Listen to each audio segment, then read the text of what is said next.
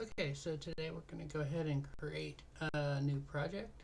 It's going to be called INotifyPropertyChanged.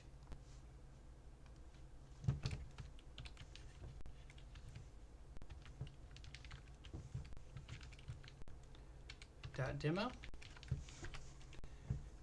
and we'll use long-term support, what was released yesterday. So we're going to do two things today that we haven't done yet. First thing we're going to do, we're going to go ahead and create a new class called main window ViewModel. This is going to be a public class.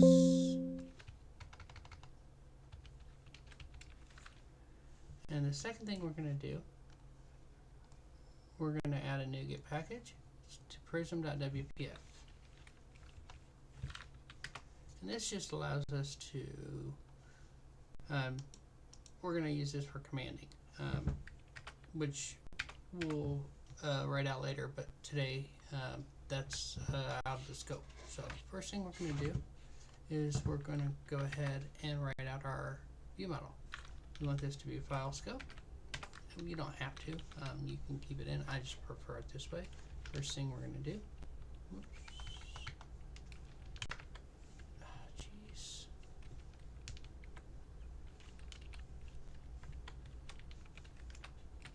And we're in a original.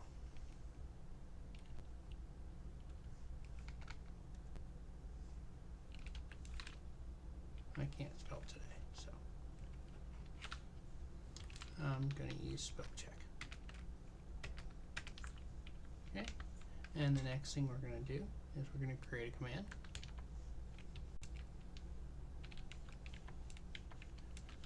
Change command. We're going to have a constructor.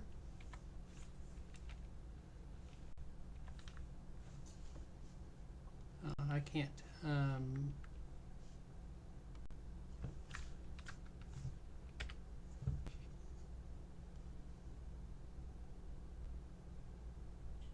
I can't spell today. Jeez. Alright. Sorry about that, guys. Alright.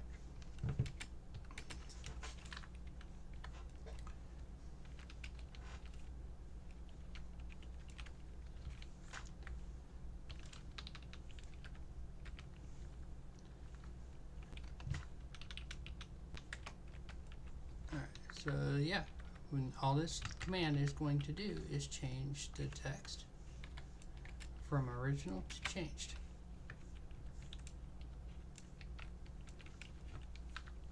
Okay. So now let's implement this into our UI. And to attach this, all we're going to do is window.dataContext, and we're going to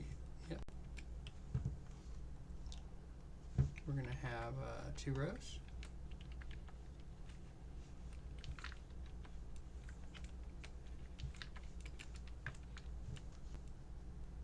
And we're going to use a text block. This is going to be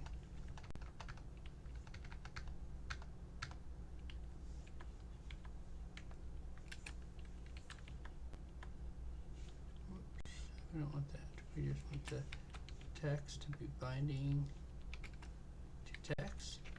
We want the font size to be big, and the horizontal alignment to be center, and the vertical alignment to be center. Okay. And now we want a button. Jeez.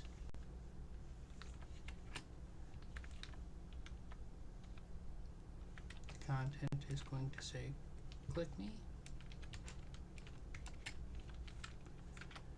and the command is going to be binding to change command.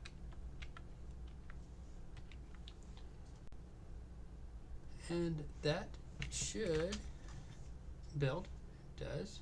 You see we have original here and click me here. So when we run it, we expect original to change to changed when we click this, and it doesn't. So the reason is we haven't implemented INotifyPropertyChanged. But let's make sure we're getting hit first. Oops.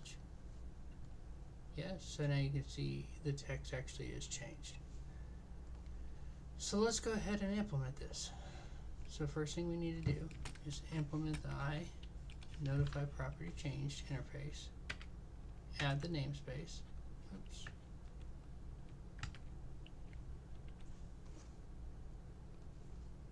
Okay, well, I don't know. Oh, it's because, alright, I know why. So we'll implement missing members, and you see it adds this property changed event handler. So we need to add a new property, or a method called private void. We're going to call it on property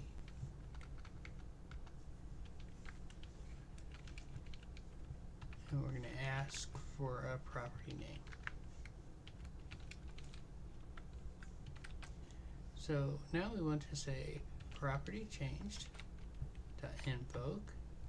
We're going to give it a sender of this, and we're going to pass in the property change event args. But this is a very standard common practice that you add caller to caller member name attribute to this, and you set this to null. Okay, so it's going to want this to be a nullable string. Okay, so now we just need to create a field down here. I know most people set their fields above the constructor. I personally do it below because that's what my company does.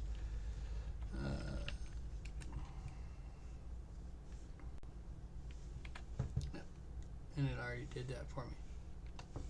So now what we want to do is implement it like this, give it a getter, and we're going to get text and a setter, and we're actually going to say text is equal to value, and we're going to call on property change. But we don't need the name of the property, and that's the reason why we have caller member name, because the caller member name will automatically give you the calling member name in that, so we don't have to add that anymore, and it just makes your code nice and clean. So let's go ahead and run this, and oh, I know why we didn't set this to original. So now if we click it, it changed. Perfect. So now that's how you implement INotifyPropertyChanged. Thanks for watching.